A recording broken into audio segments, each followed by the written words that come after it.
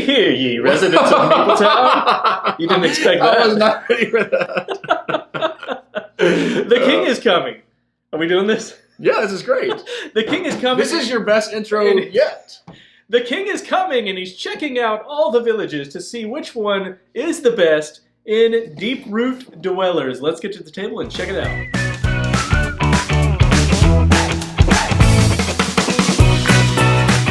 All right, Mapletown, ready to go? Ready to play some Deeproot Dwellers. What was the It's thing not I even kept really saying a when we were tongue playing? twister, but Deeproot Dwellers. Maybe a little. You might have some of that today. Say it 3 or 4 times fast. When All I talk about we tyoing cards. Oh, yeah, you said we tie. We That's tie. right. That was funny. That was a funny moment last time we played. When you weren't here. Yeah. Just like inside jokes, that's what everyone loves when they don't want to be part of one time. They love Who them. said that? Michael Scott. There you go. All right, let's kick this pig. All right, so in this game, there's a variety of ways that we're going to be scoring points. The main thing we're going to be doing, though, is taking these cards and placing them out onto the board. And then we're going to go from the top to bottom, mining all the way down to recruiting.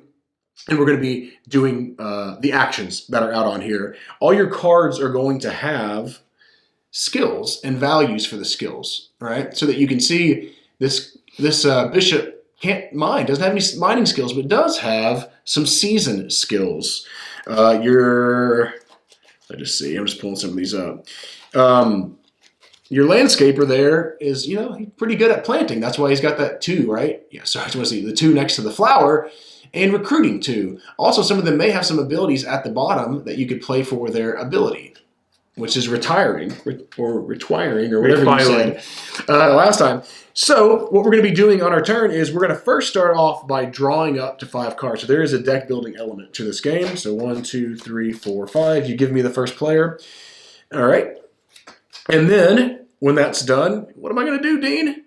What am I going to do? I don't know. You're going to play a card, probably. I am. I'm going to play a card. Now, every place that I play out here, we're going to wait until the next phase. There's 3 phases of the game to actually do the actions. Unless we play it for the ability written at the bottom of the card, then we're immediately going to do whatever it says. So what I'm thinking, we do start with 3 When you go ahead and gold. say what the season card is, too. That's a great point. Yep. So every round or every season, you're going to have one of these season cards. And when you're playing into that season action, it determines what happens there. So this says all players except a player in 2-player game. Player with the least strength here gains 7 points. So person with the most strength is going to gain 7 points. The other one's going to get nothing. And that's what the season's all about. This is also the game counter. There's 10 cards, 10 rounds for the game here. So you can also see that in a 2-player game, there's only 2 slots here, 2 slots here. There's 4 in the explore area, but you're going to have to pay money if you want to go to those spots. Planting 3 spots, recruiting 3 spots, and 3 here in the ability zone. So, all players except with the least strength here gain 7 points. That's pretty interesting. That's a lot of points. 7 points is a decent amount. But what I want to do, I think, is... I don't like the way my cards came out, really, this round. I'm going to go ahead and go down to this recruiting slot. Now, I'll explain how at the end of the round how it works, but in these 2 spaces, or maybe I'll just explain right now. Yeah. In these 2 spaces, whoever has the most skill in that area, so my mama has 2 points worth of skill, gets to do the action for free. The next player in a 2-player game, if Dean has any skill here, would have to pay 3 gold, which is significant to do that action. So I'm going here knowing that he could go here, and then I could go here and make sure that I can recruit, which is going to build my deck without having to pay gold.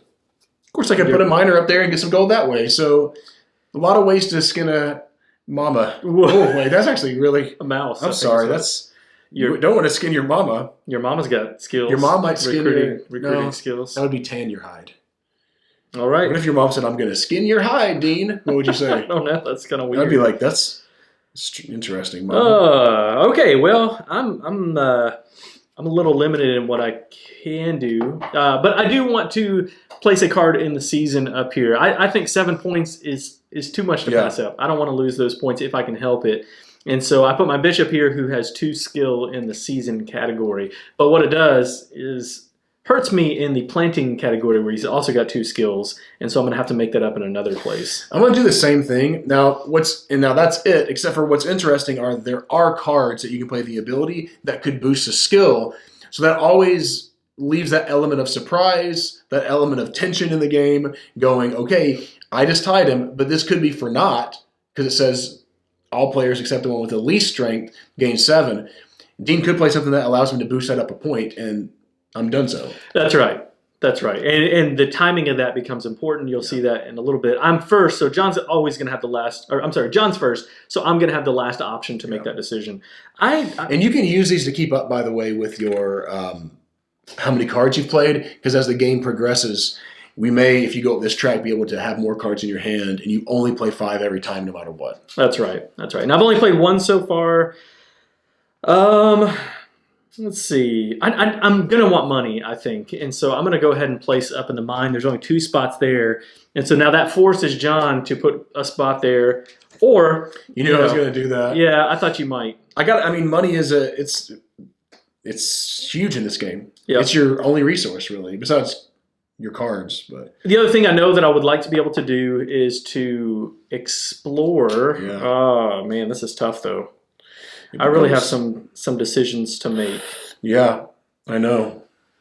I think I'm going to have to forego something, right? I'm going to explore. Okay. That plays 3, so I only have 2 more options now, and I can play a card in the planting. I can play them anywhere I want as long as there's an available spot, but I want to be able to plant and recruit this round if I can. Last game we played, I explored heavily. He planted heavily. Yeah. This game, I'm going to plant. Okay. All right. We'll explain what that is here in a second. All right, and then I'm going to play this one. I know that I want to recruit. There's a card down here that I really, really want. One of my favorites in the game, and so I want to make sure that I can get that, even though it's going to cost me 3 unless I can get more recruiting than John. Interesting. Okay. So that's why I did it. So I did that so that I can have more recruiting, so it will cost him 3 and I'll get to do it. So it paid off for me. The problem was that I left this card in my hand.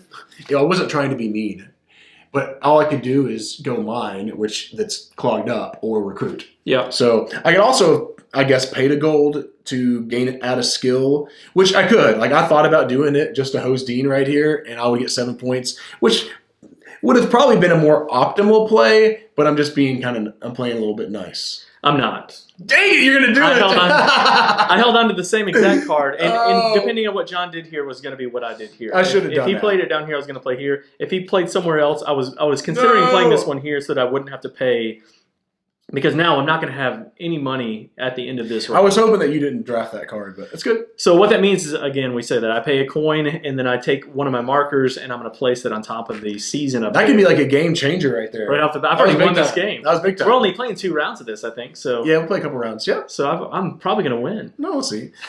Alrighty, so you just do the stuff. That's right. We start from the top, go down to the bottom. You get the gold in the mine. You get gold or coins equal to the amount of your skills. So we both had 2 skill, so we both gained 2 coins. Yep.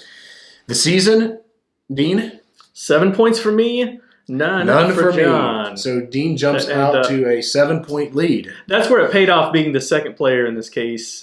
Sometimes it pays off to be the first player, because you get to take that first spot. You never know. Dean is going to get to explore. That helps too. I want to be able to get down here. Right now, that just gives me 1 point immediately.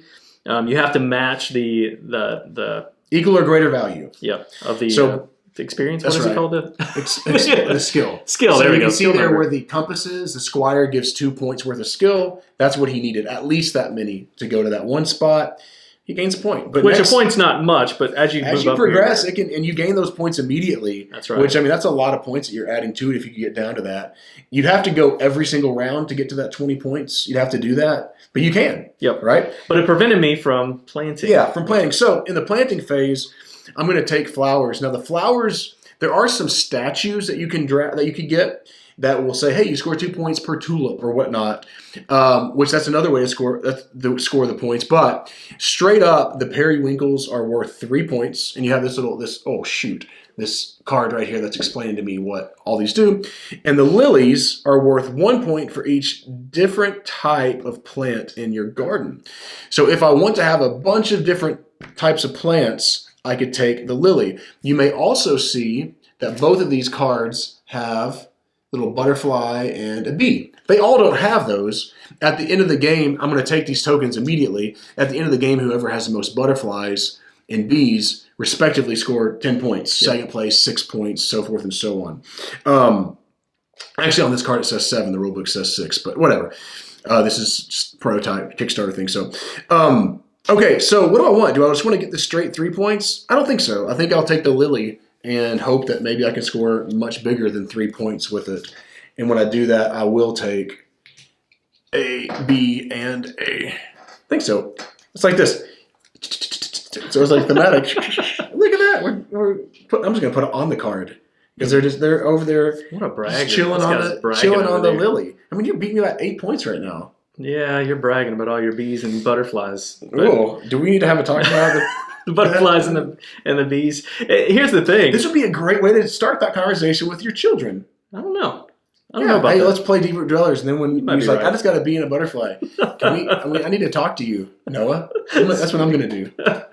But my problem in this is I didn't have enough money to do all the things I want to do. I would love to be able to plant and recruit. John took the first spot in both of those because I kind of allowed it, And so it was okay. Really, the only way that I could have done this round and had enough money is for that to happen. So anyway, we go down here to recruiting. John gets his for free because he has a higher recruiting value. I'm going to spend $3 out of my $4. Yep.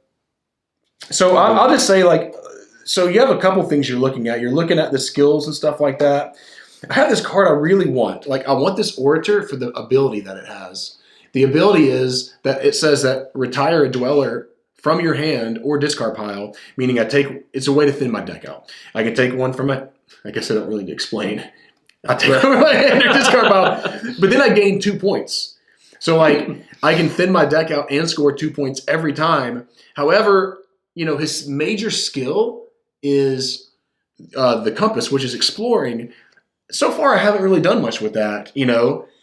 Might I rather choose the hiker that can give me a really big planting, skill, or even choose the warrior that can give me more mining, or I can just straight up, I like that. That's another one of those really powerful cards, but instead I am going to take the Orator to maybe I can have a really efficient deck in this game. Yeah. So he's going to go into my discard pile. That does become very important. Now, in my mind, I was thinking I'd really like to have a card that boosts my Explorer, because as you can see, if you want to get all the way down here, you're going to have a 6-level Explorer. Now, there are some cards that have 5 value, probably even more than that. I don't remember seeing any more that in my games that I played, but I don't usually go heavy in this.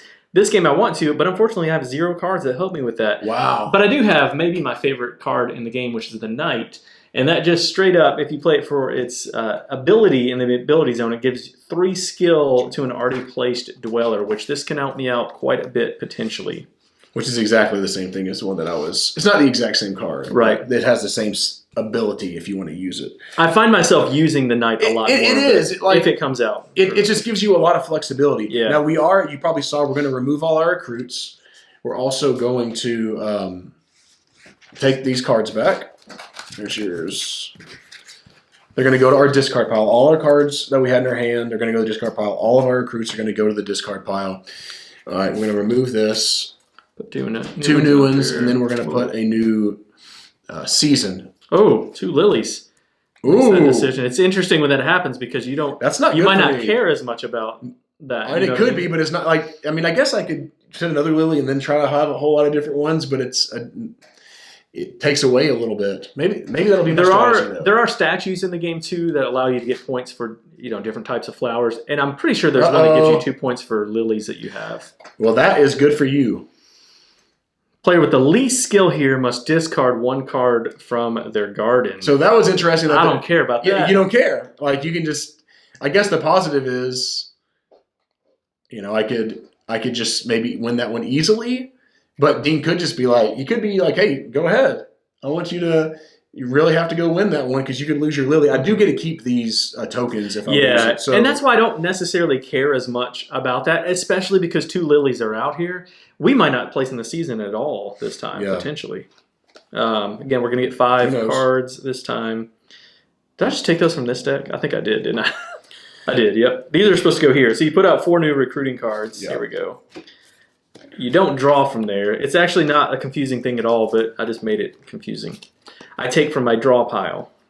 And I am the first player this time. which in this case, it almost makes recruiting maybe the most valuable thing right now, potentially. Exploring as well, but we're not in a rush to get the exploring spot because we only each need 2. So if John places there on his turn, I'll just go ahead and place it right there. So I think right now I'm just going to go recruiting. That's the thing I care the most about right now. I figured you would probably do that. So you do that, and I will go planting. Mm-hmm. Thought you might do that too. This sounds weird too. I don't even care that much about planting this time. I don't think that lilies are something I want. Now, the biggest benefit is going to be getting these 2 bees right here. Like, we made it out to be getting those doesn't really matter. Those are a lot of points. 10 points for each of those at the end of the game can be a bunch. Who wins the... That's right.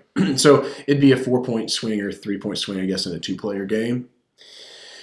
So in that case, I think what I might do... If we tie here, then whoever has the furthest left wins that. So in the season, if we tie, you both get the benefit. Yeah, I'll force John's hand a little bit here. I know he's probably going to just straight up place another one right here, but I do probably want to plant if I can help it. Problem is I don't have very much money right now either. So I'm probably going to need to go up there.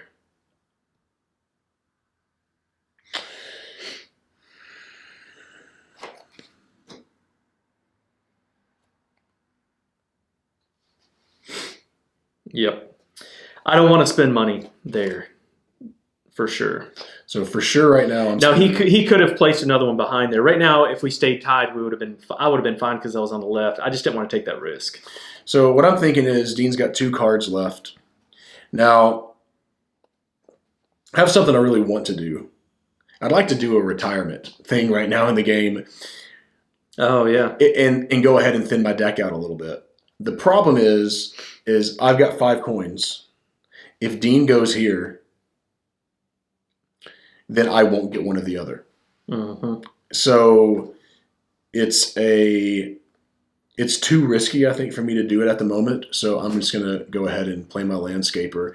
Now, I don't get what's written on the bottom unless I play it here down in my ability zone. So you're constantly having those decisions that you're making because they're multi-purpose cards. That's right. And the thing is, I didn't have an option of playing a planting card there. I just didn't have the cards that I needed to be able to do that.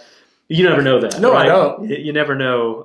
But what John did is the exact same thing I did down here. So we both kind of did that. Balance each other. I planned on at least having to pay for one of these, which means I'm going to have some money, and I only have $1, so I'm going to have 2 more, which I'm going to have to gain some more money here. All right, I'm going to go ahead and place a skill card there because I don't want to lose my garden. Yep, and that was actually a really good one for me to come out right now. It is because you don't have anything in your garden, and by the time you plant, you go from top to bottom. So that's right. And exploring for me right now is the most important thing. We both were probably going to do that. It wasn't going to affect anything. Yep. So Dean's going to grab a couple bucks, and I am going to just not lose something. Yep. So, and then we're both going to get to explore.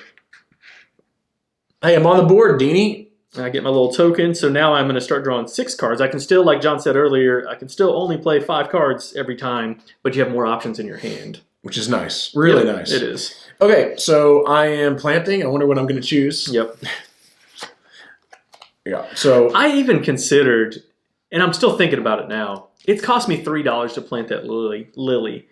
I don't know if I really even want it, honestly. Like, there could be some other cards that come out, and having money is important in this game. So part of me thinks, forget it. It's only 1 point per different one that I have. I don't have any right now.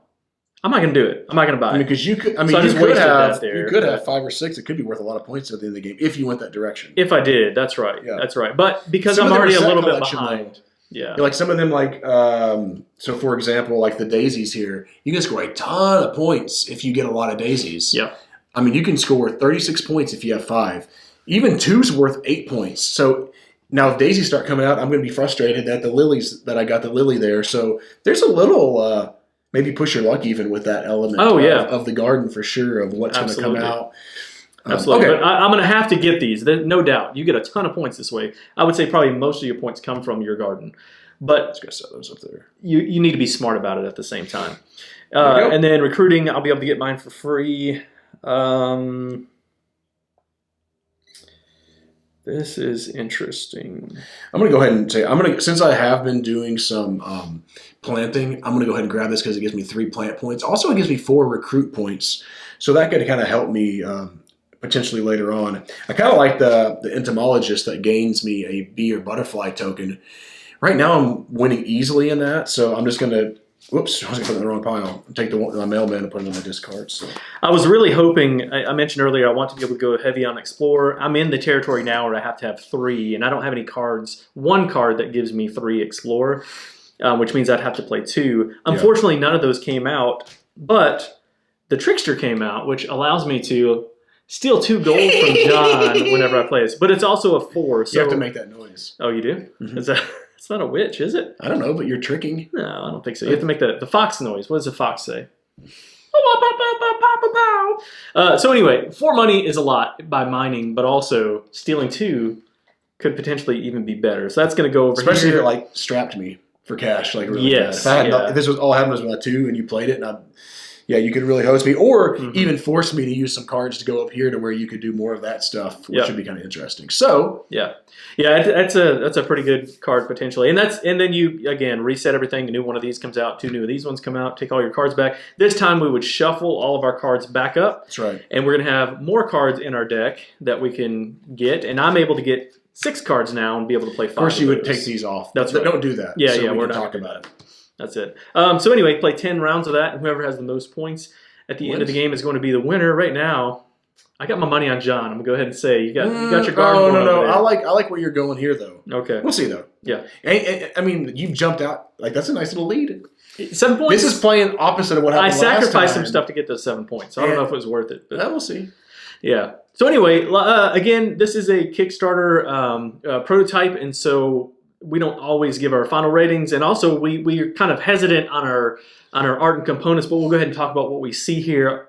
Some of this can change, though, right? Okay, yeah. So some of this will change for sure. Yeah. So art and component wise, like one thing that I enjoy about it is I think the iconography is really good. I don't think it's confusing or anything like that.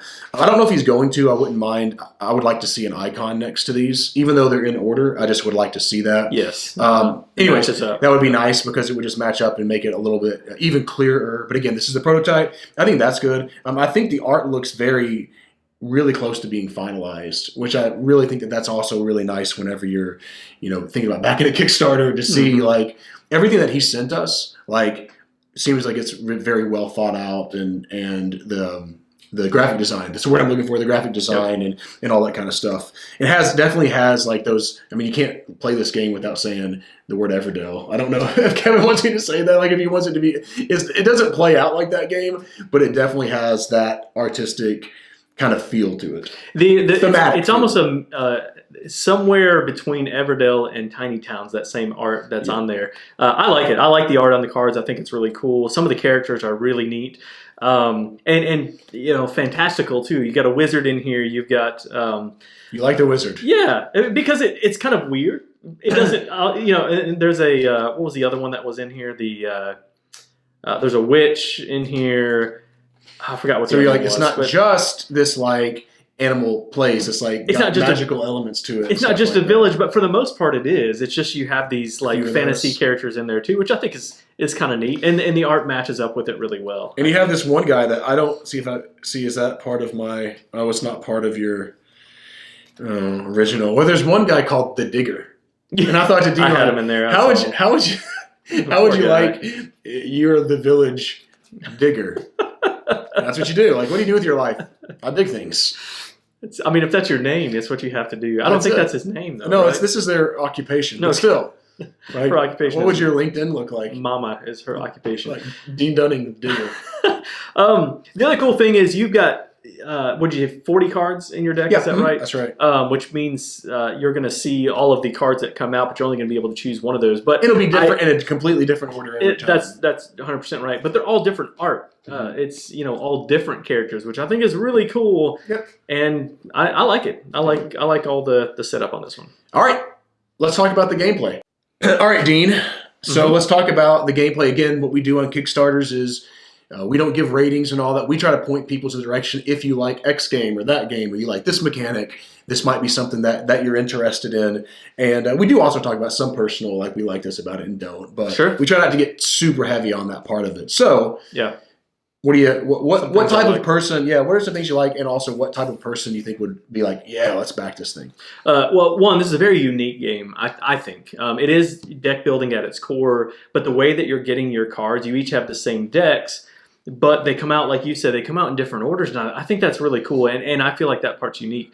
But the way you play the cards out on the board, the timing of it, and the area control piece of that is super interesting, and I like it. It is like area control, really. Yeah, area majority. Yeah, right. And I really like, you can get more cards into your hand, which really helps with your decisions, and thinning out your deck is really important, and like honing in on the cards that you want to make sure that you have.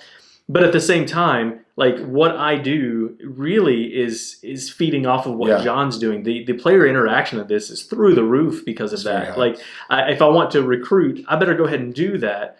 But then if John plays here, then I have to think, okay, does he have another card he wants to play, or is he just trying to block this, or is he planning on paying, or you're constantly trying to think of get in the head of your other player. Yes. And Dean mentioned like the thinning your deck. Like last time that we played this game, I didn't thin my deck as much as him, but I got up here more. Yeah. Meaning like it doesn't really matter, because it's kind of the same. It's the same thing, because you're drawing more cards, you're having more choices or whatever. So I feel like that in this game a lot is a lot of decisions that you're making. There's definitely different ways to do things, but what's the most efficient? What Dean was mentioning about recruiting. Yeah, I might have to pay $3, but maybe I have a card I can go ahead and get $4 in the mine. Yeah. So why would I could, like, maybe I've got a card that, allows me to add one more to the recruit.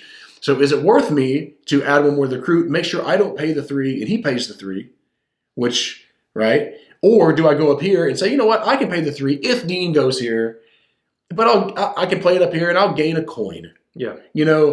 I think it would be probably more advantageous for my opponent to play 3, but maybe I'm just saying, but he might not play it. Maybe he doesn't even have that card. Like, he might not have one that allows him to recruit. So maybe I'm just like, I'll just push my luck a little. No matter what, I'm going to be okay. And I think that the game is full of that constantly. Yeah. And initially when you were first showing me this game and I was looking at the spots and I was like, I kind of wish that there were more spots up here or whatever. I think all of that works out really well. It keeps it fast paced. It keeps it fast paced, but also it makes you make those difficult decisions, because this is one of those games, and we tend to like these games where the gameplay itself is not difficult to grasp. Like, this game is easy. If you played a deck builder, you can teach it in no time at all. Yeah. But the decisions that you have to make based on what I think that the other player is going to do, those tend to be games that we've been really enjoying. And this game has that in spades, I think. The decisions can be really grueling, but at the same time, it's not adding much. Like, you don't add much time. Your turns are still pretty quick, but you still have to think through every spot. And not only that, but you have to think through the cards that are in your hand, because I might really want to be able to play a card in the mine, but I also need this card to be able to play in the season. So I have to make that decision. Where is it going to go? Because I can't play it in both spots. I need to decide where it's going to go and make sure that I have another card in my hand to play in the season if I want to be able to do that later. All that's really, it works well together. Agreed. And I think one of my personal favorite parts of the game, which again, this is going to be, total taste, right, is the fact that you have these cards like Dean was mentioning, add 3 points to a place. That could be viewed as extremely positive, and that's my opinion, my style, or very negative, in the sense, or somewhere in between. That was a wasted statement. I hate when I do that. I do that all the time. I say something like, well, it could be great, it could be bad, or it could be, anyways. It's neutral. Neutral. The reason I'm saying that, though, is a point of, like, let's just say this was, Dean did not want to lose in the town fire. At the end, I could, like, throw this out and add 3 skill to here to beat him. And now he's like, no! Which, again, some players are going to love that, which I do actually like that a lot. Yeah. That element of surprise, the element of not having that perfect information, wondering what your opponent's going to do. Some people may be like, that's annoying and it's frustrating to me. Like, if you don't like, it's not a super attacky game, but the player interaction is really high. Yeah. Is extremely high. So if you like that high player interaction, I think you really may like this game. Yeah. But if you want to do that kind of solo Euro style thing, I don't know if you'll love this element of it. if your feelings get hurt easily. Yeah, these type of cards though, But- it's so necessary in this game, right? I think so, yeah. I think that it really adds to the fear of like when you place your cards. Like if you have an opportunity to take something, you might really want to take it. Yeah. You know, right? Really hammer the point home, even though it's going to waste a card from your hand because there's a potential that something Someone's gonna bad's do going to that. happen. Or it could be you play a card that takes somebody's card out of there. It could be that you're playing a card to steal somebody's money. Now that moves there into are a different cards. area. Right? There are cards that you can remove other people's cards from the board. Yeah, there's Which cards can to be really prevent that frustrating. too. There's That's right. If you really want to make sure that you get a spot, you might want to play that card that holds that in place for you Says to make sure no can one can block take it. Yeah. But know that that's there. Those mean cards do exist. Could you remove them? Sure, I think you could. I don't know if you'd want to. Well, the problem is you wouldn't have enough cards to go all 10 rounds. Oh, that's so- true. That's true. Yeah. Yeah. So- But I don't know if you would need to. If you're two people, like if we're players that like don't like attacking, Then you don't have things, to use them. Just that- don't. Yeah, you don't just need to use take them that. You don't take them or don't use them that way because they all have skills. too. Yes. Here's Yeah. the thing, though. I think the main meanish where someone could get you with some of these would be during the season because that can really be swingy. Like who has the Yeah. most. But here, if someone beats you, it's like okay, I got to pay 3 coins. Now that would stink if you didn't have the 3 coins, but you can kind of balance it that way. But if you're looking for, as I said, that high player interaction, going back and forth, that kind of stuff, this really has it in a game that's not that heavy, as Dean said. Yeah. So I would say I would like to mention that as well. Like if you're thinking about backing this, I think that if you want like a super heavy game where like there's a ton of different ways to score points, I would say the main ways to score points. Yes, you can retire. Yes, these can score you some points too for sure. But it's going to be this track and planting flowers into your garden. So if you're looking for a game that's got like 4 or 5 different big things to score points, I don't know if that's probably exists here. This is more, I feel, more of that tactical thing of back and forth and battling back and forth and how can I, control the different areas and all that. That's right. And if you like that, I think you might really enjoy this. Yeah. Now talk about this for just a minute. This is a potential negative. I'll kind of share some of my feelings on this piece of it.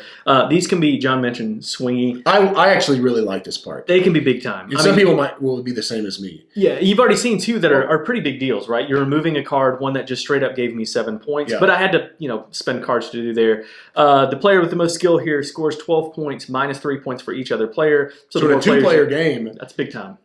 It's big time. Yeah, that could be a 9-point swing. And now, if you tie in this, you're both going to get it. So, Yeah. which is we've had that one where we both tied and we both got the 9 points from that. Player with the most skill here gains that many points. So you can kind of control how many points you're getting there. I'll just show one more. The player with the most skill here gets 3 gold and scores 4 points each. And So they're not all like these big boom. Yeah. But there are a few that can be that are important. So. I actually really like this element. I don't like event type things if it's like at the end of the round and you don't know what's going to happen. Mm-hmm. I like it in this game because you already know off the bat. Now, yeah, you could get a poor card draw potentially, right, of where you're not going to be able to do much. But I think overall, I really like that because it gives, I think the game could feel a little more, it would feel a little more samey if you didn't have that. That gives it that element of something new's happening this round. I don't know what's going to happen. Hey, that could be big. It could not be. So that's why I really like this. But I do understand some people might be like, oh, I don't like how you lose things out of your garden or whatever. The problem with it is, and maybe you just go straight up points or whatever. Maybe it's something that you gain. The problem is if it's not valuable enough, you don't care about this. And that makes this a lot less interesting. But the fact that these become so powerful, Absolutely, you cannot ignore these. You just most can't. of the time, you just can't. Even if it's that you're not going to win, even if it like softens the blow, or even if it like makes them spend another card so that they're not gaining something else somewhere else. But I don't think overall that you can ignore that, and that's why these probably do need to be a little bit more powerful. Yep. But you don't have to focus all of your attention on this either. There's lots of other places to get points. I think maybe more when we were first playing, I thought it'd be cool if you had like different decks, like a softer deck or a meaner deck or something like that. I think that could. Fix isn't even the right word. It doesn't need to be fixed. It could change this. I just don't know if you want to because it lessens the value of those season cards. True, and there are more cards than 10 here. So you're drawing 10. So you could, if there was some that you just really didn't like, you absolutely could remove those from the game and just not play with those. Yeah. So. Yeah. Now let's talk. I only have one more point that I really want to make. I just got one more too. So. Okay. It might be the same. The length. No. Okay. Mine is the length of the game. This is a 10-round game, which it can go a little bit long potentially. Yeah. If you really wanted a house rule, or if there was something in the rule book that said, an 8-round game is a short game or something like that, you could totally do that, I think. It's not a huge deal for me, but I know that it can get a little bit long in the tooth, as John likes to say. And that could be an issue for you, but I don't know. It's not a huge deal, but just know that it could go a little bit. I don't know if they'll change it. I agree with that statement. So that was something I was talking about when we were playing it. Just felt like we're doing a lot of the same things, and I was like, okay. I think when I got to like the 8th round, I was like, I'm good. Like, I wish it was ending right here. Of course, that changes this and all that kind of stuff, but that's if you're house ruling it might make this less valuable. Yeah, so that would be the challenge to that. Anyways, the only other thing I was going to mention too was just the whole idea of the multi-purpose cards. I know we didn't talk I like that in games. I like where you have a little hand of whatever, not a huge hand. I guess you could potentially end up having 9 cards in your hand, but how do I best use these? I really want to use it for this, but oh no, I really want to use it for that. And I think those are really, really fun decisions as well. So I wanted to make mention of that. I do too. And sometimes that can get, the decisions can be too much. You can have too many options on there, but that's not the case in this game. Like it's the options from the skill levels up here, and then your abilities down there. I think it's cool. I'm going to say I enjoy this game. I think this is a lot of fun. I really enjoy the uniqueness of it. The more you played it, the more you kept saying, "Man, I really do like this." Yeah, it gets better and better the more you play. And I think what I really enjoy probably most is that player interaction. And I do too. I really like that. The mind games that happen in this game and the timing of when you play your cards. Cool game. Really enjoy it. It is. It's very cool. And so I think if you're looking for a midweight Euro that has, I almost feel like it kind of goes kicking it old school with the attacky stuff. Like I feel like we're getting softer the more that we play. Like there are games, you know what I mean? Though I feel like that was more prevalent in some of the old school games. Where like I like that in games. Like I'm like, let's go, bro. Let's battle back and forth. It makes it so much. It raises the replayability up a whole lot when you have that instead of just kind of I'm doing my own solo thing over here and let's see if I score more points than last time. Yeah. And so I really like that element in this game. Some people will not. Yeah. Some people, my wife will not. I don't think she would love this game because she doesn't like losing things, doesn't like feeling attacked, would be upset if I played something at the last second to beat her on something. But if you don't mind that and you want like this kind of weighted 2.75 maybe 2.75. Like I'd say so. Maybe I'd say less than 3. Yeah. Game that has that tactical nature and that back and forth and all that kind of stuff. It's cool. Yeah, totally agree with that. So tell people how they can get in touch with us, John. If you enjoy our channel, we'd love for you to subscribe to our channel. You can go to patreon.com/Meepletown to support what we're doing. We're at Meepletown Games on Facebook, Instagram, and Twitter, and we're Board Game Geek 3407. Thanks for coming down to Meepletown. Thanks for joining us, and thanks to our Patreon supporters for making content like this possible. If you would like to become a Patreon supporter, go to patreon.com/Meepletown. To follow us on Facebook, Twitter, and Instagram, find us at Meepletown Games. Finally, to connect with us and other residents of Meepletown, you can join Guild 3407 at BoardGameGeek.com. Until next time, thanks for coming down to Meepletown.